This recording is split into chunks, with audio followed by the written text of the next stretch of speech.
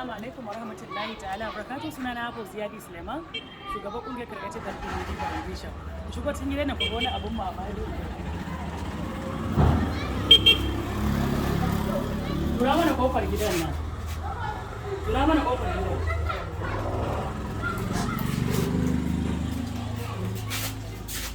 Na san al'umma ba ku manta da wata baiwar Allah wacce Allah ya jarabce ta da ɗa mai larura, wato maman Awwalu, wacce Allah ya bata ɗa mai larura mai kusan shekaru 30 da wani abu, wanda aka kore su daga wani gidan haya, aka watso musu kayan su, aka ce za a watso musu kayan su kai, wanda gidan ba silin ma, ba mai, ba plaster, ba waye a lokacin.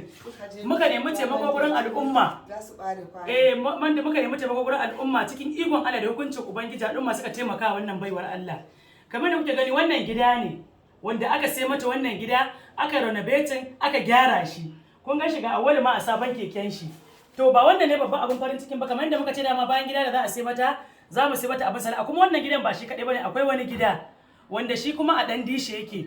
Wannan anan kusa da gidanta yake, wancan na ɗan dishen shi ma ta sa ɗan haya ta ringa amfana da shi. Shi ne bai kai girman wannan ba. Bari mu fara zuwa gurin sana'ar, domin ni na fi jin daɗin aikin sana'ar da muka yi mata. Duk a cikin gidan ne fa, ku to ku gani.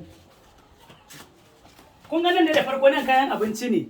Ga sunan kayan abinci wanda al'umma suka tara mata, wanda in ta ga dama ta saida, in ta ga dama ta ci, da abin da take so ta yi da shi. Gashi nan katan ɗin taliya wajen guda 5, makaroni, buhun shinkafa wajen guda nawa, shi ma guda 2 manya, ga katan buhun siga, ga magi katan 2, ga sabulu, ga wake, ga barkono, ga wata shinkafa, ga gishiri, ga mai, hosta guda 2. Kun gani duka wannan abun arziki daga wurin mutane. Sai kuma nan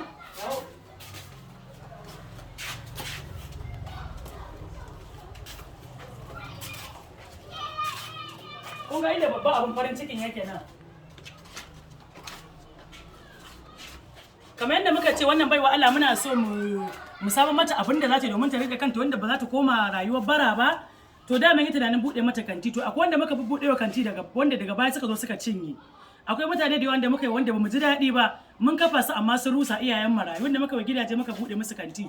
To wannan gurin sai muka sa mata wannan ita, duk mu muka yi wannan abun, wannan aikin zagaye gidan, muka zuba mata ita. Kun ga itan yanda yake, ga gawayi. Wannan ba abu ne da mutum zai ci ba, ba abinci bane, balle ta cikin hukuncin Ubangiji ga abinci can an samu mata. Duka nan yana cikin fadin gidanta, duka nan gurin, duk nan gurin cikin gidan yake, duk nan gurin da kuke